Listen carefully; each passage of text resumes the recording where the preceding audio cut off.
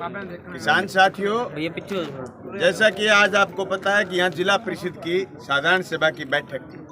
आदरणीय प्रमुख साहब भी हैं, जिला परिषद मेंबर साहिबान भी हैं, और आप सब साथी संयुक्त मोर्चा के आह्वान पर जैसा मुझे दो साथियों ने बोल करके बताया है, आपने ये बताया कि जो जनप्रतिनिधि कृषि के काले कानूनों के पक्ष में आप उनका विरोध कर रहे हैं।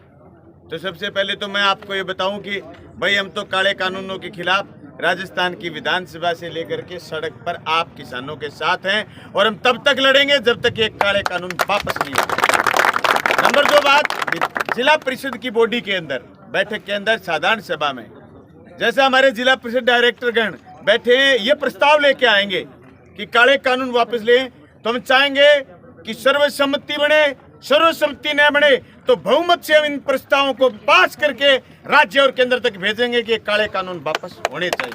नंबर 3 बात, जो साथियों ने कहा कि एफसीआई की खरीद जो अभी गेहूं की खरीद शुरू होगी और उसमें ऑनलाइन प्रक्रिया की है, भाई यही तो है काला कानून। जो तुम ट्राली भरते सीधे कंबाइन से मंडी में लाके डाल देते और आपको एक पर्ची मिल जाती और आपकी गेहूं सारी तुल जाती। अब यही तो बाधाएं शुरू हो रही हैं। इस बाधा को हटाने के लिए भी प्रस्ताव जिला परिषद में लेंगे, और अभी 17 तारीख के बाद राजस्थान की विधानसभा भी 4-5 दिन के लिए शायद चलेगी, जैसे हमने तय किया वहां भी हम मजबूती से। और दूसरी बात, इसको और मजबूती के साथ अगर गंगानगर हनुमानगढ़ में बिना ऑनलाइन प्रक्रिया के गेहूं नहीं तुली तो गेहूं नहीं तुलेगी भाई 20%। इसलिए मजबूती से सारे किसान लड़ेंगे, हम आपके साथ रहेंगे। ये प्रस्ताव भी पास कराएंगे और हम सड़क पर भी इस प्रस्ताव को लेकर के लड़ेंगे। इसलिए मैं आप तमाम साथियों, किसान साथियों से कहना चाहता हूं, भी हमारा किसी पार्टी से के जनप्रतिनिधि को इसमें घुसने देने का, रोकने का इरादा नहीं था। सवाल ये कि आज जो 300 किसान शहीद हुए बॉर्डरों पर, उन बॉर्डरों के संघर्षों में जो जनप्रतिनिधि, जो किसान सभा के, जो संयुक्त मोर्चा के, जो विभिन्न संगठनों के किसान नौजवान शामिल हैं, उनको यह आह्वान है कि काले कानूनों का समर्थन करने वाले लोगों का विरोध करो। तो भाई मैं तो जनप्रतिनिधि हूं खुद, और मैं खुद ये महसूस कर रहा हूं कि मैंने राजस्थान की विधानसभा में भी ये बात रखी, बिन कानून से किसान तबाह हो जाएगा, मंडी तबाह हो जाएगी, खरीद के खाने वाला तबाह हो जाएगा, पैदा करके बेचने वाला तबाह हो जाएगा। ये कानून सिर्फ और सिर्फ बड़े पूंजीपति के पक्ष में। ये गेहूं की ऑनलाइन खरीद की प्रक्रिया इसी बात का हिस्सा है।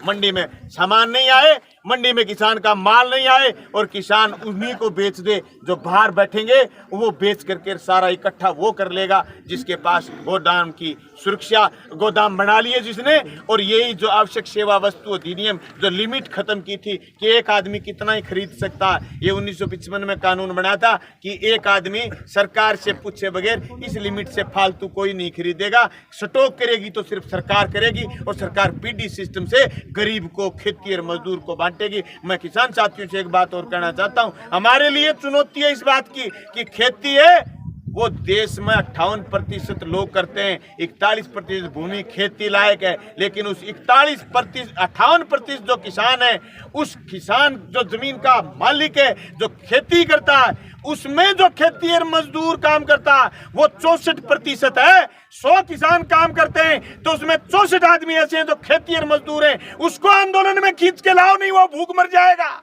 बताओ उसको कि काला कानून अगर लागू रह गए, अगर काला कानून लागू रह गया तो जमीन का मालिक तो उस खेत में मजदूर बन जाएगा, और जो उस खेत में मजदूर है वो सड़क पर आ जाएगा।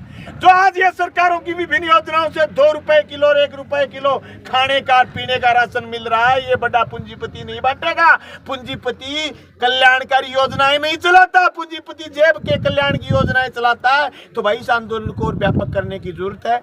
आप सब साथियों ने जो विरोध स्वरूप ये बात सुझाई कि काले कानून वापस लेने चाहिए, हम आपके साथ हैं। हम इस उचित सदन में, जो जिले का सदन है, यहाँ भी प्रस्ताव पास करेंगे, और पास करके आपके समर्थन में राज्य और केंद्र को भिजवाएंगे। और राज्य की विधानसभा में हम बैठते हैं, वहाँ ऑलरेडी हमने 3 कानून जो केंद्र के कानूनों को ओवरलैप करें वो कानून बनाए। लेकिन भाई मोटा मोटी बात ये है, मैंने उसी समय विधानसभा में कहा था कि राजस्थान के कानून अकेले काम नहीं करेंगे, क्योंकि जब खरीद की बात आएगी तो पेमेंट केंद्र की सरकार करती है, सारा कुछ सामान उसके पास है, जीएसटी से सारा टैक्स इकट्ठा होकर के केंद्र के पास जाता है, केंद्र फिर वापिस राज्यों को देता है। इसलिए केंद्र का कानून बहुत कीमती है। इस कानून को जो किसान के खिलाफ आया, मजदूर के खिलाफ आया, छोटे व्यापारी के खिलाफ आया, इस कानून को जब तक केंद्र की सरकार निरस्त नहीं करे तब तक हमारी जंग जारी रहेगी। हम आपके साथ हैं।